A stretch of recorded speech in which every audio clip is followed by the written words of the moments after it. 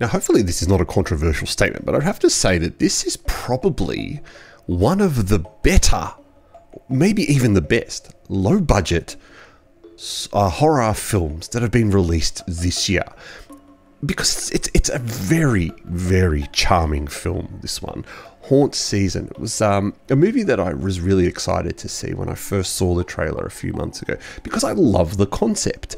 The concept of being set in a haunted house theme park where all of a sudden the murders start turning real, but people are unaware that it's a real, killings are going on, is kind of very appealing.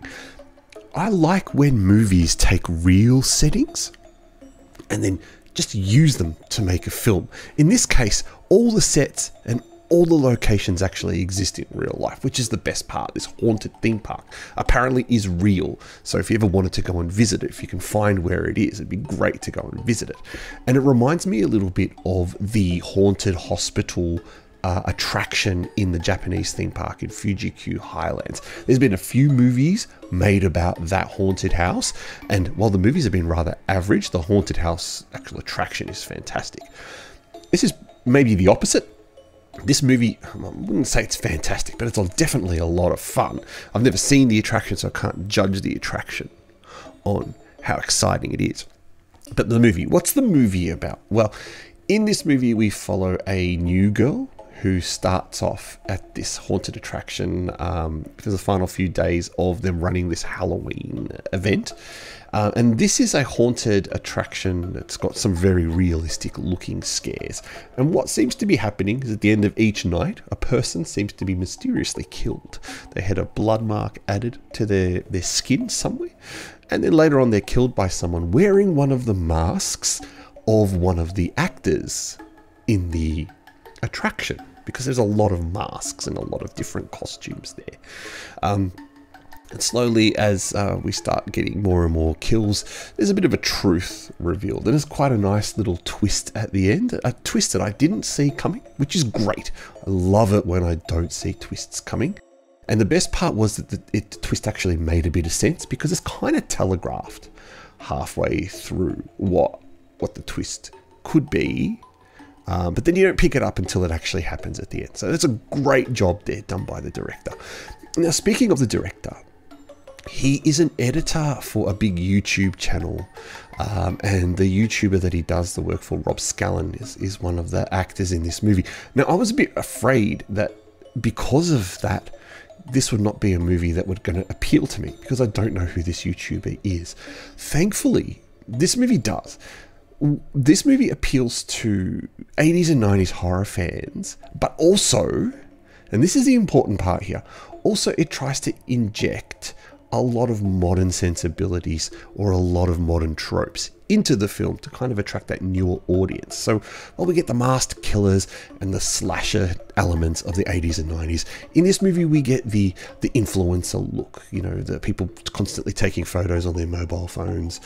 You know, we get the more stronger female characters than what we would have had in the 80s and 90s. There's a cute little scene where our main character and her dungeon master swap over, because she thinks that'd be a great enhancement to the actual experience of the ride. And she's actually right. It actually is quite funny.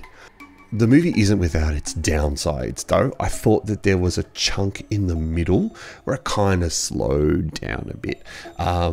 It has a very frenetic pace at the start. We get quite a few kills at the start. Obviously, we get quite a few kills at the end.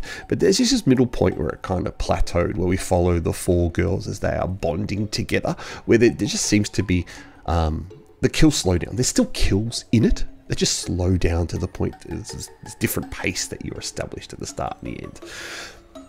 I think this is one of the better, if not the best, low-budget horror movies you'll see this year. And the reason I say that is because there's charm. There's a lot of charm in this one. There's a lot of passion in this one. You can feel the passion of the actors. Even if some of the actors in the film aren't quite as professional as some of the other ones, there's still a passion to make this project look really good. Some of the kills are creative. The idea behind it is quite creative. The setting is great. And the fact that they've been able to use the setting for this movie shows a bit of forward thinking from the people who own the location, thinking, well, could be a really great promotional tool for it. These guys have done a lot of work within their capability, and I think the end result is absolutely terrific. I think I contradicted myself before. Forgive me, I'm recovering from the tail end of COVID yet again, so my mind's a bit cloudy, but what I do remember is that I really enjoyed this film. Using my patent pending ghost rating, which stands for great horror or stupid trash, I'll give it 3 ghosts because it's a good film. It is a really good film. It's just, it's missing a little bit of polish, and it's missing just a little bit more during that middle scene that probably could have pushed it up into 4 ghosts, but by no means is that a bad score for this review, for this movie. It's quite a great score, and I think it's definitely a movie that you should sit down and watch if that kind of carnival setting is your thing, if you like slashers, if you just like to watch low budget horror done right. And that's exactly what this is. Low budget horror done right, and it's a real kudos to the director on this one. Anyway, I am the Artie Dans. You are watching Shockmania. Have you seen this?